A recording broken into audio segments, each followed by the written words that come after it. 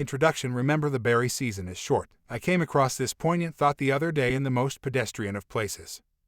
On the basket our local pick-your-own strawberry farm gives visitors before they hit the fields. I was there on a sunny June day with my 7-year-old, Jasper, and 4-year-old, Sam. My husband, Michael, had taken our 2-year-old daughter, Ruth, fishing at a nearby pond. I was woozy on the hay ride to the fields, from the heat and the bumps on the rutted road, and also from what was then still a new secret, another baby on the way, joining the crew when all this hilly green in southeastern Pennsylvania would be covered with snow. As I fought back my dizziness, I stared at the found poetry on this empty box. Remember, the berry season is short. This box holds approximately 10 pounds level full, 15 pounds heaping full. It is a metaphor for life, perhaps, in that everything is a metaphor for life. The berry season is short, so how full, exactly, do I intend to fill the box? Or, if we slice away the metaphor, we could just ask this: what does the good life look like for me? I think about this question frequently, writing in the genre I do. While self-help gets a reputation for flimsiness, at its best it takes a practical look at this eternal question,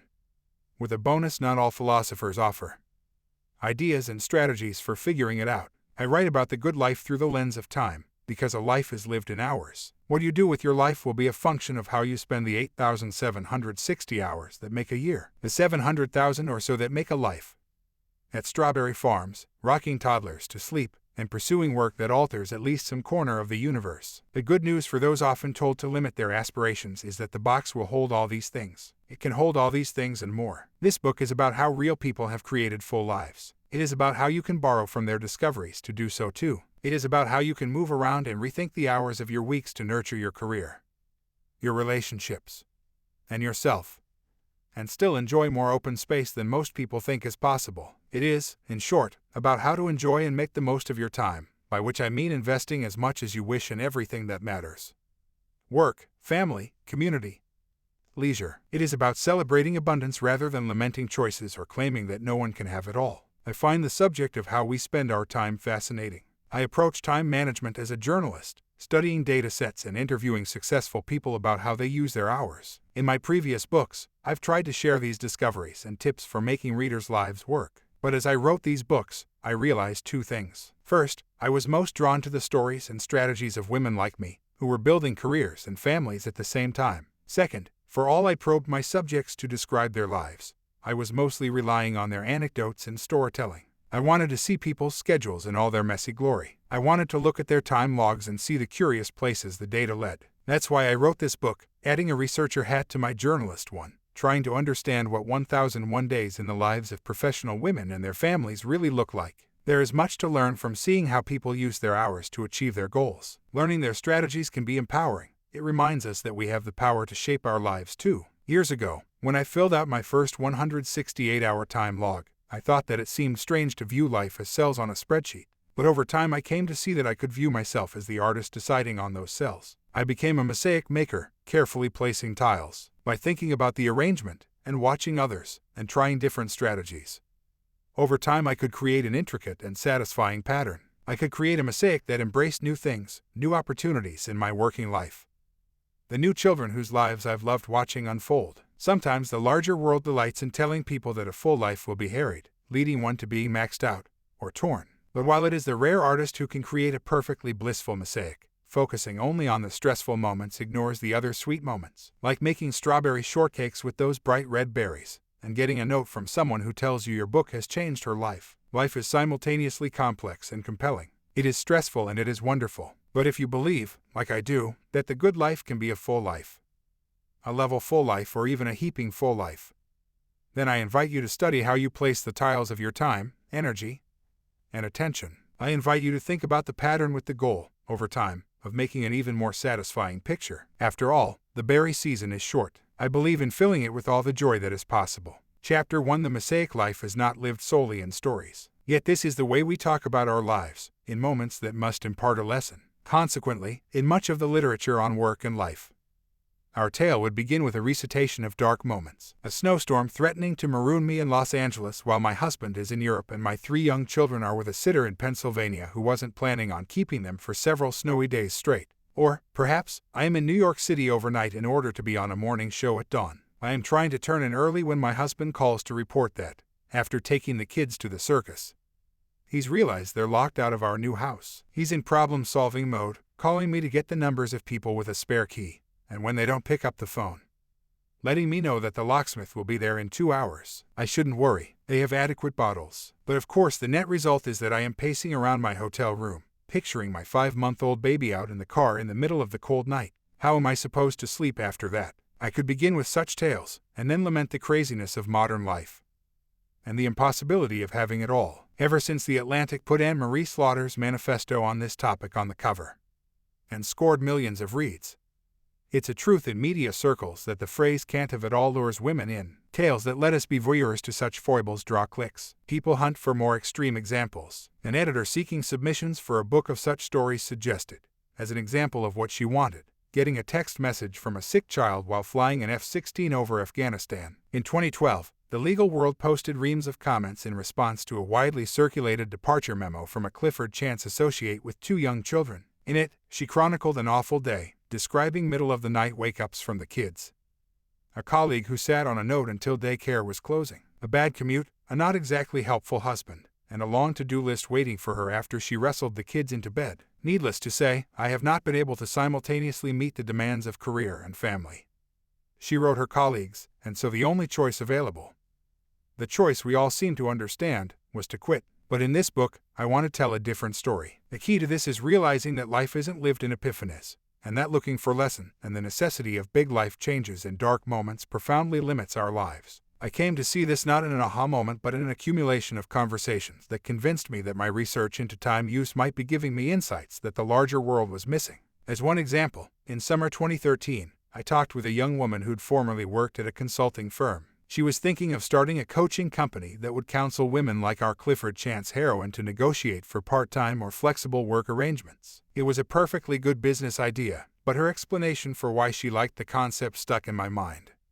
I looked at the senior women in my firm, she told me, and there was no one whose life I wanted. Normally, I might have let that go as background noise, the sort of thing young women say to one another. But I had been reading a lot of Sheryl Sandberg, so I began formulating a response that I eventually realized needed to become its own treatise. It starts like this. Several years ago, I wrote a book called 168 Hours. You have more time than you think. One happy result of releasing the book was that numerous companies asked me to come speak about how people should manage their time. To make my workshop more useful, I started asking a few audience members to keep track of their time before our session. These time logs, which are half-hour by half-hour records of an entire week, revealed what issues people in the audience cared about, and how much time they spent at work, at home, and on personal activities. I'd analyze these logs with my audience guinea pigs so I could talk about the challenges people faced. These audience members could then tell their colleagues how they dealt with them. Our sessions were interactive and, I hoped, enlightening. I speak to all sorts of audiences, but often the women's networking group at whichever company I was visiting decided to sponsor my talk. Many of the time logs I collected for my talks, therefore, would come from the female executives who ran these networking groups. Many of these women had children, and, over time, I noticed something. Their lives didn't look that bad. Perhaps it speaks to the pervasiveness of those recitations of dark moments that I thought I'd see perpetual chaos. Or at least novelist Allison Pearson's "I don't know how she does it" scene of an executive distressing pies to make them look homemade. But nope. There were tough moments, to be sure, but I also saw kid time, husband time, leisure time, sleep. I'd even seen time logs from senior women in consulting firms, that industry in which the entrepreneur who wanted to start the coaching company hadn't seen anyone whose life she wanted. To be sure, not everyone would want such a life. In the log she kept for me in March 2014, Vanessa Chan, a partner in a major consulting firm and mother to 2 young girls, woke up Wednesday morning in one city, which was a different city from the one she woke up in Tuesday morning, which was not the city she lived in either. She arrived home late Wednesday after her girls were asleep. She gave the sleeping children a kiss before going back to work. If we wanted a tale-inspiring work, life lamentation, we could focus on that scene. But when you see the whole of a week, you see different moments too. Chan missed Tuesday and Wednesday, but she put her girls to bed more nights that week than she didn't. She read them multiple chapters in Little House on the Prairie. I tallied it up, and she logged more time reading to her kids than, according to the Bureau of Labor Statistics American Time Use Survey, the average stay-at-home mom of young kids reads to hers. She visited one daughter's school and set up playdates with other parents while she was there. She did very little work on the weekend. Instead, she organized a game night for her family and went skiing, and took her daughters to the Lego movie. She had a coffee date with her husband. She watched TV and did a session on the spin bike. Far from distressing pies to make them look homemade, Chan spent a reasonable amount of time designing a Pokémon cake for her daughter's upcoming birthday. In all her busyness, she had time to indulge her hobby of making and decorating Pinterest-worthy cakes. Not everyone would want Chan's life. Chan herself didn't want it forever. She had entrepreneurial aspirations for a second career. And when I checked back a year later, she was starting a company called Headfirst Ventures, which focused on bringing to life product concepts that Chan developed to solve a wide range of consumer gripes and pet peeves. But even if not everyone would want Chan's life, I couldn't claim that no reasonable person would want this life either. Cake designing, skiing, and snuggly bedtime stories do not imply a work-life horror show. I saw this same phenomenon in many allegedly horrid industries: finance, law, medicine. Women were leaning into their careers, and they were leaning into the rest of their lives too. How do they do it? The math is straightforward. There are 168 hours in a week. If you work 50 and sleep 8 per night, that leaves 62 hours for other things. If you work 60 hours and sleep 8 hours per night, that leaves 52 hours for other things. Time diary studies find that very few people consistently work more than 60 hours per week, even if they claim they do. The time is there to have what matters. Like Chan, though, we have to choose to see this. And many people choose not to. In the discussion of women's life choices, we often focus on the crazy moments, or the difficult moments.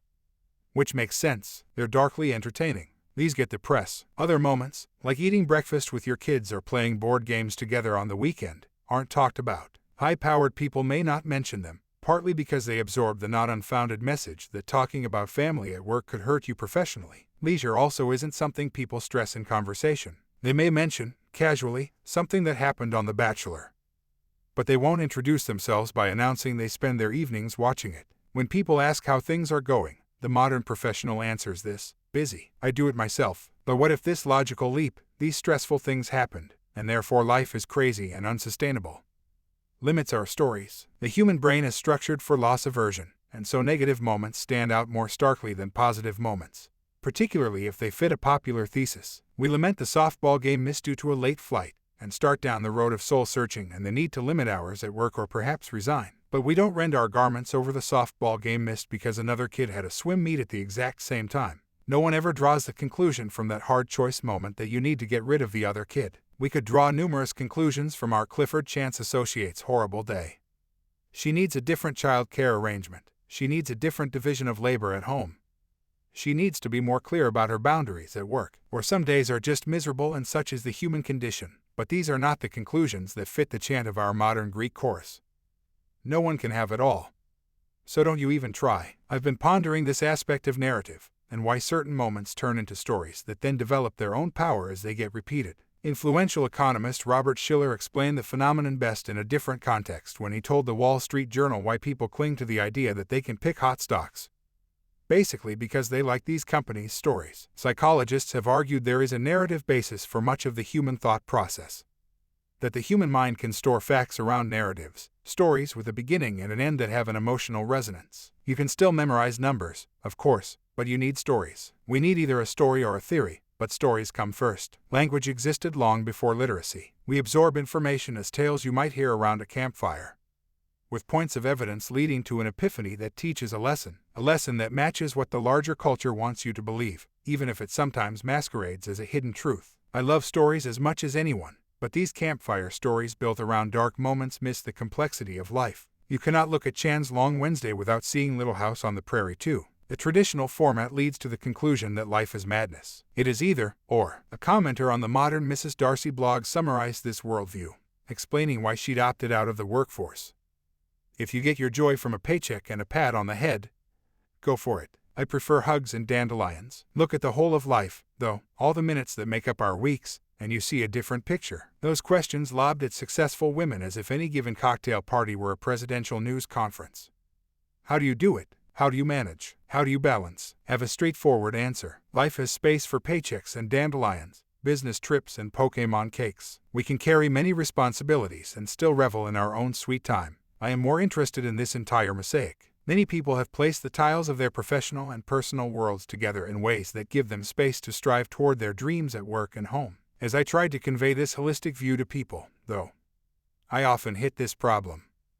I had no statistics I could call upon. Some organizations do phone surveys, But there are vast problems with just asking people how they spend their time. Time diary studies are more accurate. The American Time Use Survey and studies from the Pew Research Center and elsewhere look at how mothers and fathers spend their time, breaking it down by whether people work full-time or part-time, in or outside the home. Full-time jobs, however, are a diverse set, as are jobs held by people with bachelor's degrees. I wanted to get at the idea of big jobs and understand what the lives of people with marquee careers and families looked like. But I had nothing beyond the stories of people I interviewed and the slowly accumulating pile of time logs from speeches to document the reality. As I read more can't-of-it-all stories, I realized that people were arguing or, worse, making huge life decisions based on anecdotes. I wanted data. The best way to get that data, I decided, was to produce some. The Mosaic Project in 2013, I began seeking out time logs from women who, by at least one definition, had it all. They earned more than $100,000 per year. They had at least one child living at home. I recruited women who might keep track of their time via my blog and various professional networks I'm involved in.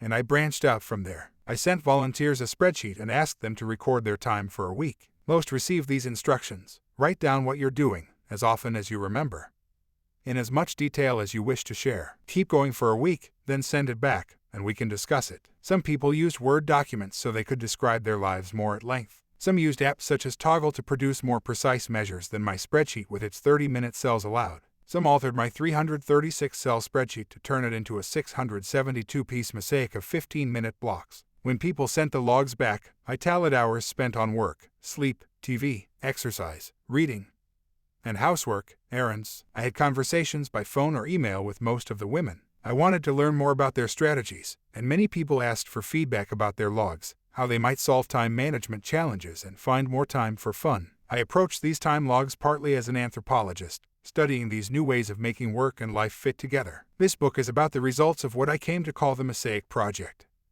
a time diary study of 1,001 days in the lives of professional women and their families. Everyone has opinions on having it all. I want to show, moment by moment, how it's really done. At least that's the hope. Any project like this raises questions. Perhaps most obvious, why women? I hope this book will be useful for anyone who wishes to have a full life, which these days certainly includes many men in demanding careers as well. I overheard my husband's half of a conversation once with a new father who was trying to figure out how he could build a career at his firm and spend time with his son. It was the same work-life balance conversation women have been having for decades, even if neither guy would ever host a panel discussion on the topic. I focused on women for a few reasons. First, highly successful women are still more likely to be in two-career families than men in similar positions, with all the juggling that implies. One study of medical researchers who won K-8 or K-23 grants, which are early career National Institutes of Health awards that demonstrate high potential, found that only 44.9% of these up-and-coming male researchers who were married, partnered, had spouses or domestic partners who worked full-time. For women, the figure was 85.6%. That's not to say that men with partners who work part-time or who stay home with their kids don't also want to have full lives. Likewise, a number of women in the Mosaic Project had stay-at-home partners, or partners who didn't work as many hours as they did. These categories are not cut and dried. However, I have found that, on the margins, successful women still have a certain vision of what their involvement with their families should be. I suspect it is benchmarked against a false perception of how stay-at-home mothers spend their time. But to put a positive spin on it, women really want to spend time with their families. They want to be intimately involved in their home lives. So a breadwinning mother with a husband who stays home with the kids tells me that she gets up with her children in the morning so she can spend time with them before work and her husband can sleep. Another describes her husband punching out when she gets home from work in the evening. She takes over the evening shift. Few men with stay-at-home partners expect to come home and enjoy a martini while their wives keep the children hushed. Still, they aren't facing a social message that they are somehow neglecting their children by spending their days earning the cash that keeps their families solvent. People often speak of the work-home roles that high-earning women navigate as a second shift, but they can be viewed less pejoratively too. Because women are navigating these dual roles, they produce new and creative ways to move around the tiles in the mosaics of their lives. I'd seen this anecdotally in time logs, and I knew this from my own life.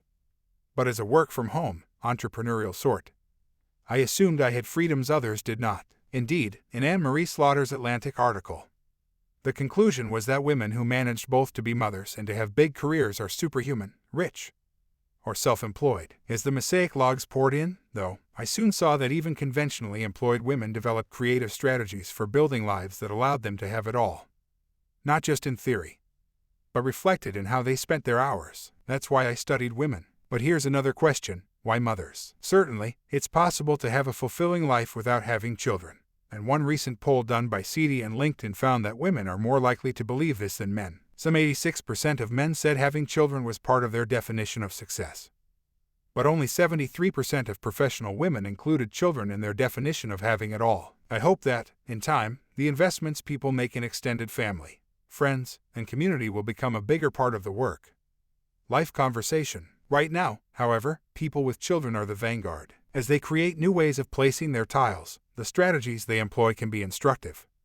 Whether your definition of success includes having children or not. As for the $100,000 salary requirement, I needed an objective number. I know this measure of success is incomplete as well. I am aware on an extremely personal level that some careers pay more than others. A few minutes spent perusing the Bureau of Labor Statistics Occupational Employment and Wage Estimates files convinced me that if I wanted to assume a good living, I went into the wrong line of work. The median wage for writers and authors is $55,870. The 90th percentile is $115,740. Meanwhile, the median wage for lawyers is $113,310. This means that an utterly middling lawyer will earn as much as a writer at the top of her game. I know that by using $100,000 I'm going to wind up with some mid-level lawyers in my sphere of successful women. And I'll wind up not counting enormously influential people who have achieved success in lower-paying fields. Nonetheless, earning six figures indicates you have achieved financial success. Even if you're not in the 99th percentile for your industry, you can support a family on your own, whatever any other adults in the household choose to do. Very few women earn six figures. I wish that figure were higher, but it isn't, which suggests that women who have achieved it are doing something worth studying, even if it's true that some careers readily yield six-figure incomes. One reason many women don't choose these high-paying fields is a perception that you'll work crazy hours and have no control over your life. From these time logs, I found this was not true, though I also found that another objection I heard, it's easy to have it all if you earn six figures because you can just outsource everything, wasn't automatically true either. Many women made their lives more difficult than necessary by not taking advantage of their affluence, a phenomenon I'll explore in later chapters. I had collected 143 complete logs when I and the researcher who worked with me crunched the numbers to understand these 1001 days from a quantitative perspective. I received dozens more logs I couldn't use in the quantitative half of this project because they were missing a day or two or were not detailed enough to provide an accurate daily count of time spent working and sleeping. They still provided qualitatively interesting fodder. I interviewed some of these women for the book, and others who met the criteria but didn't keep logs, to learn their strategies. Many more logs have continued to come in since I stopped officially collecting them for data. And this book reflects insights from those logs too. I appreciate all these logs, because tracking time takes time and effort. This is why most people don't undertake a study like this when they want to understand how many hours people devote to things. Instead, researchers ask people to estimate, how many hours do you work? How many hours do you spend taking care of your children? A study on K-8 and K-23 grant recipients, which I mentioned above, used this method to estimate how many hours men and women spent on household tasks. They asked, asking people to estimate how they spend their time is simple and straightforward. Unfortunately, it produces unreliable answers. Most of us don't know how many hours we devote to different things. We don't know how many hours we work or sleep or watch TV. People will give answers to survey takers, but those are just guesses. And worse, they're guesses influenced by systematic bias. If everyone in your industry talks about their 80-hour work weeks, even if logs show they're probably averaging 55 hours, you will talk about your 80-hour work weeks too. In a world where we complain about how busy we are, we're not going to mention that 5 out of 7 nights per week we sleep just fine. It's the night that a kid woke up at 2 a.m. and you had to catch a 7 a.m. flight that you talk about at parties or mention in your departure memo. It's not that the horrible night didn't happen. It's just that it's no more emblematic of life than any other night. It must be taken in context. A 168-hour time log removes most of these problems. People can lie on these logs, to be sure, but it's harder to do. You'd have to systematically input more work and less sleep on the log itself. And most people aren't that intent on lying. Phone survey lies are lies of ease, not nefariousness. A time log reminds the respondent that a day has 24 hours.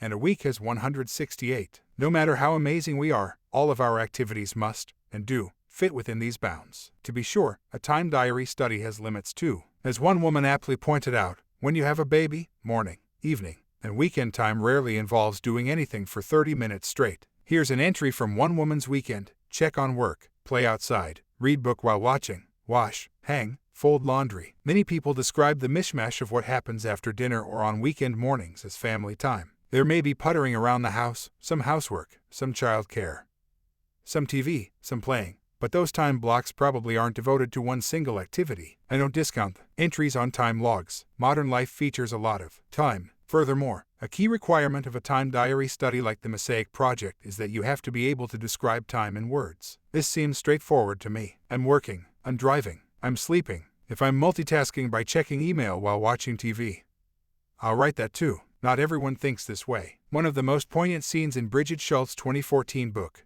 Overwhelmed, Work, Love, and Play When No One Has the Time, involves her attempting to fill out sociologist John Robinson's time spreadsheet, then abandoning the Excel format when she decided she could not shoehorn her life into a grid. Instead, she created a rather dramatic document, 2 a.m., 4 a.m. Try to breathe. Discover that panic comes in the center of the chest, often in one searing spot. Fear in the belly, dread just below that. The should-haves and self-recrimination oddly come at the left shoulder. I have had a few people, often extremely creative entrepreneurs, describe the same challenge. People have different personalities. To stick with a time log for 168 hours, you probably need a practical personality closer to mine than a free-form or perfectionist sort.